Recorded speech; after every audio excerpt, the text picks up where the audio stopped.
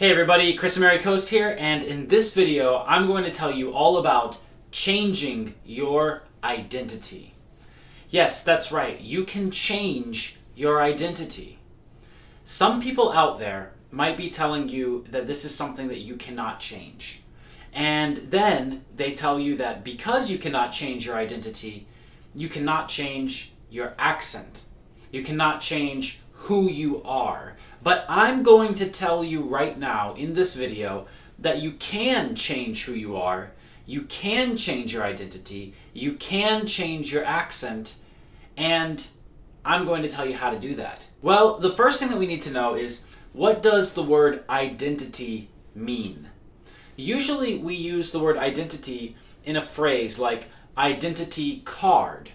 And an identity card might be your driver's license, or a passport, could be a type of identity document. It's something that shows us or proves who you are. Usually it includes a photo, and it also includes some important information about you, like your birthday and maybe a special number that's used to identify you. To identify means to say exactly what or who this thing or person is. So, for example, if I point to my whiteboard, I can say that I have identified my whiteboard. We can also identify a problem. Maybe there's a problem and we don't know what that problem is. Well, we can look for it, find it, and now we know exactly what the problem is, so we can say that we have identified the problem. But we're not talking about identifying things right now. We're talking about your identity, who you are. Identity is a really difficult thing to understand because sometimes people think that identity is about the country that you are from. But then we need to know, how long do you need to be from that place for us to say that that is your identity? For example, if you are born in Mexico and you live in Mexico for 2 years, and then you move to the United States and you live in the United States for 22 years, then are you Mexican or are you American? Are you a United States citizen? Which one? Now, some people might say, well, if they're born in Mexico, then they are Mexican, not United States citizen. But is that true? Because maybe your parents were from the United States and they lived in Mexico. You were born there, you stayed for 2 years, and then you moved back to the United States with your parents. Do you have United States identity or do you have Mexican identity, right? So it's a difficult thing to say. We can't just say that because someone was born in a country that they have this identity. And we can't say that because your parents are from a country that you're born with that identity, or you always have to have that identity, right? Because you can travel and move to another country. You can learn the customs, you can learn the culture, and you can become a person like other people who live in that country. And that means that you can change your identity. You might start having one identity, but you can change that. You can make your own decisions. You can control your life. So let me give you another example. A man who I know, he was born in the United States. He has lived in the United States all his life, but he doesn't speak English. So he does not identify himself as American. Instead, he identifies himself as Russian because his parents are Russian, he speaks Russian at home, he speaks Russian everywhere in his life, and in their community in New York, they speak Russian. So is he Russian or is he American? Now, maybe you would say, it doesn't matter what language he speaks. It doesn't matter where his parents are from. It doesn't matter about his community. He's always lived in the United States, so he's American, right? Well, no. If we ask him, he will say that he's not, that he is Russian. Let me give you another example. I met one man who lived in the United States for a short time, but he also lived in Italy for a short time. He was born in Italy. He lived in Italy until he was 5 years old, and he's learned how to speak Italian. Then when he moved to the United States, he didn't need to use Italian so much, and he really needed to learn English. So he started learning English, and then when he was about 12 years old, he moved back to Italy. So now when he moved back to Italy at 12, he didn't really know Italian like other 12-year-olds did.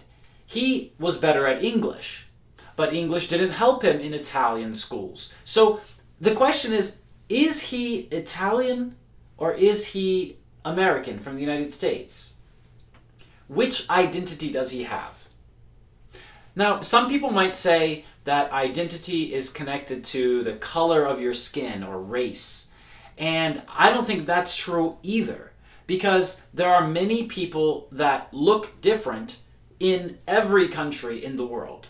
There are black people, white people, purple people. There are people from all over the place in every country.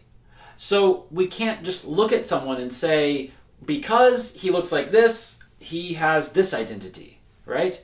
And maybe you're saying, well, Kris, that's not true, because he can have the identity of a person who has that color of skin, right? And then maybe you think that all of the people who have that color of skin think that they are one group.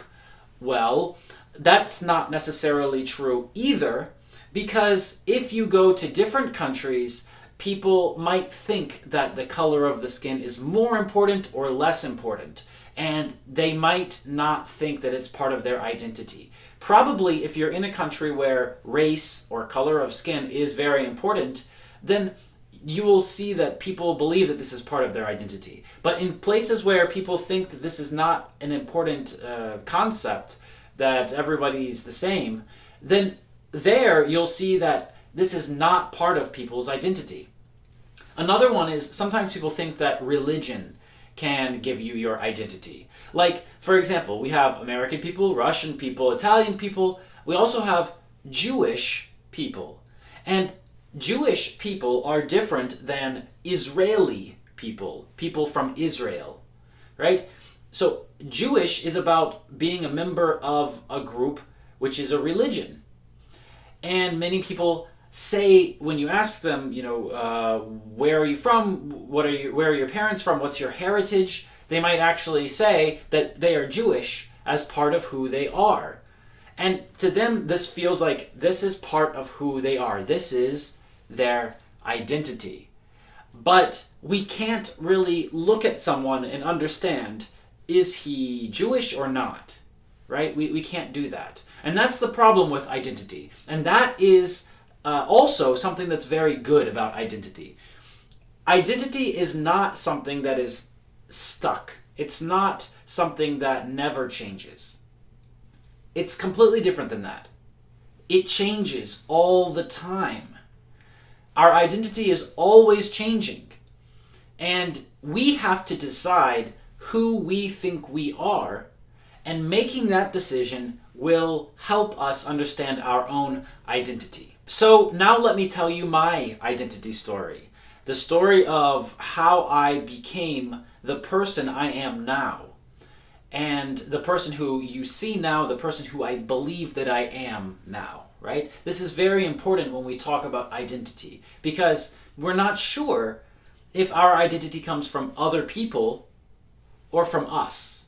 And usually these two things, the ideas from other people and our own ideas, they combine to give us our true identity at this time. But identity can change. So here's my identity story. I was born in Germany, but my parents are American. Both of my parents are from the United States. And they lived in the United States all of their lives until they moved to Germany for my father's job and lived there for 2 years. And that's when I was born. And my parents are completely 100% American. They have always spoken English their whole lives. With their parents, they spoke English. With their grandparents, they spoke English.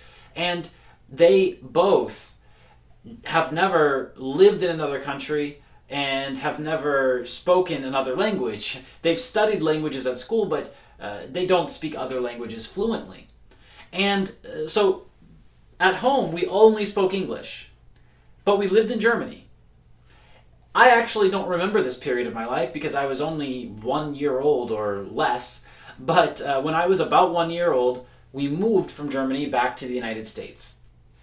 I went to a local school, and at that school, the teachers asked questions like, where were you born? Where are you from? And other things like that. Now, all of the other children said that they were born at the hospital down the street or in the next city or the next state, and I said that I was born in Germany. So all of the other children started telling me, hey Kris, you're Kris from Germany. You're Kris, the guy who's not American. And so I started to think that I was different from the other children. Now, I wasn't different from the other children. My parents were from the same place that their parents were from. But I was born in a different place, and other people thought that that was part of my identity. I made a decision, as a small child, to believe this and to think that, yes, because I was born there, I am different. And one person might believe this and another person might not believe this. So this is really how other people's opinions and your own opinion come together to form your identity. But really, you have the power to control what you believe and to make your own decisions. And that creates your identity more than anything else. So up to this point, we were living in Ohio. And then my father's job took us to Hawaii. Hawaii is still part of the United States, but it's very, very different. In Hawaii, there are a lot less people who look like me, and there are more people who don't look like me. And in Hawaii, sometimes there is some discrimination against people who are called white. So I remember this period of time when I was playing with other children in the neighborhood, and I understood that people speak differently than me, and they look different than me, and there aren't a lot of people who look like me. So at that time, I understood that I need to change to be more like the children in Hawaii so that I can make more friends and my life can be easier, right? As a small child, you don't really understand how all of those things are happening, and you're not making a conscious decision to change, but you're changing. So at that time, I listened to the other children, I started speaking to the other children, doing things like the other children, and that's usually what happens, is our identity is formed as we grow and we mature. So after Hawaii, we moved to Italy. And I lived in Italy for 2 years. And while I was in Italy, I was called the boy from Hawaii. So I had moved from Hawaii to Italy. Everyone asked, hey, where are you from? Oh, well, I just lived in Hawaii for 3 years. So I'm from Hawaii. People said that I was the kid from Hawaii. So I come to Italy, I'm the kid from Hawaii. And earlier, when I moved from Germany, I was the kid from Germany. So now I'm living in Italy. I have to learn how to speak Italian, how to communicate with people, and how to live like the Italians live. And it was a really great experience, and I'm really happy I did it. Those were the first 2 years of high school for me. I did that in Italy. And then after Italy, we moved back to the United States. But we didn't move to Ohio or to Hawaii. We moved to a new place again. We moved to Rhode Island. Rhode Island is the smallest state in the United States. And when we moved to Rhode Island, what do you think happened? All of the kids at school thought that I was the kid from Italy. I was the Italian guy, the new Italian student. I wasn't Italian, right? But a lot of people thought that about me. And because I had just moved from Italy and I liked Italy, I thought that about me too, that I had this experience of living in Italy. There were some things about Italy that I like, and I took them with me as part of who I was, part of my identity. So I think you understand what I'm saying. After that, I moved a lot of other times. I lived in West Virginia, Florida, Washington, D.C., Russia. And so every time that I moved to a new place, people thought I was from the place before. And isn't that interesting that usually people tell you that you have to be a person from a place that you just came from, or you have to be a person who is from the place where you were born, or you have to be a person who is just like your parents, right? People say that all the time. Well, if you were born in Germany, you're German. Oh, if you moved here from Italy, you're Italian. But we can see that that's not really what identity is. Because something else very interesting happened in my own identity story.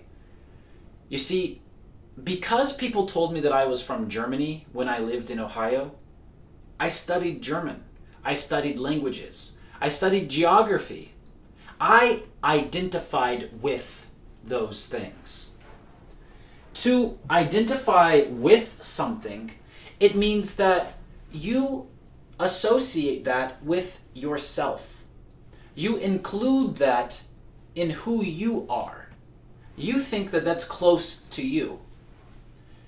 So I started to think that learning more about Germany was a good thing for me because people thought that I was German. And I studied foreign languages when I was very young because people thought that about me. So because people thought that, it made me make some decisions. I made my own decisions, but it helped me make these decisions.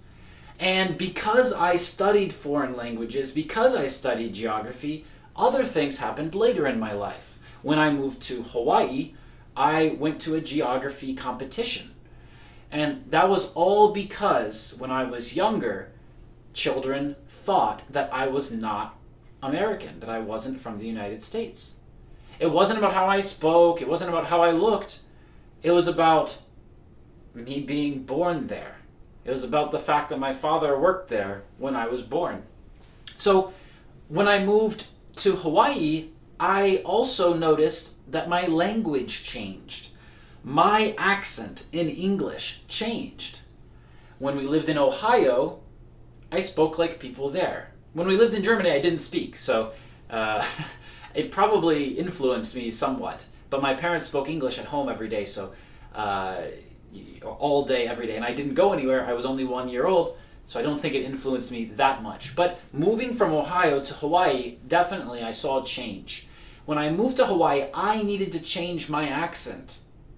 I needed to change my accent so that when I spoke with people, they didn't always think that I was from a different place.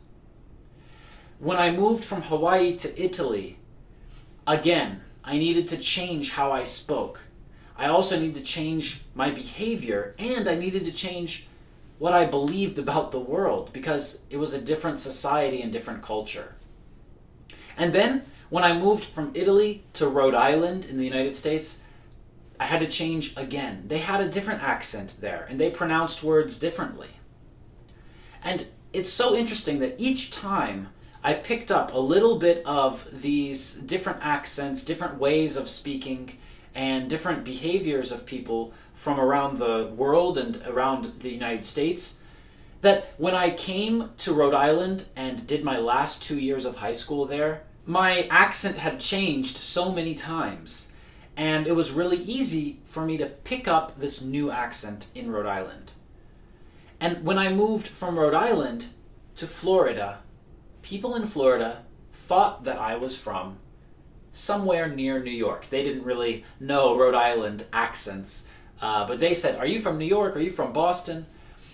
And that just shows you that every place that I moved, people thought that I was from the place I just came from. And I myself took little pieces of each of these places and made them part of who I was because I identified with that. It was important to me. And you can do the same thing. You can do the same thing with English. You can change your accent. Now, when we talk about changing your accent, what I mean is that you can add more sounds. You can learn more sounds. You can learn about different cultures. You can make a decision to behave differently. And it's really important that you are able to do that. because you're not stuck, you're not trapped, you don't have to stay the same person that you are today. You can become who you want to become, and it's your choice. And all you need to do is believe it. Now, that doesn't mean that you just tell yourself, okay, now I am from the United Kingdom, and then you fly to the United Kingdom, you get to London, and at the airport they say, hey, you don't have a passport, you're not from the United Kingdom. No, don't do that, right? But what I mean is that you can identify with English. You can say that this is something about me, that I am an English speaker. You can identify with that. And then if you believe that you are an English speaker, we can say that you identify as an English speaker. People who identify as an English speaker usually speak English better because they believe that this is true about themselves. They've changed their identity and they think that this is an important part of who they are. So the next time somebody tells you that you can't change your identity, the next time somebody tells you that your accent is formed at 10 months old or just around 1 year old, and after that you can never learn another accent, don't believe that, okay? Do not believe that. You can always add more sounds. You can never lose your accent. That's who you are also, right? These are the original sounds that you learned as a child, and they're easier for your brain to signal. They're easier to reproduce. They're easier to say for you. But that doesn't mean that you can't learn new sounds. You can always add more sounds, and when you do that, you can learn a new accent. So thank you so much for taking the time to watch this video with me today. I hope that you really enjoyed it, and I hope that you can identify with my story of how my identity has changed over the years and when I moved to different places. I hope that that story helps you understand that you can change, that you don't have to stay who you are right now. And most importantly, the only thing that you need to do in order for you to change is decide to change. When you decide to change and then you let this affect your life, when you decide to change and you let that become part of who you are, then you can become anyone you want to be. That's all for this video. Make sure that you click like, click subscribe, and write a comment down below, and I will see you in the next video.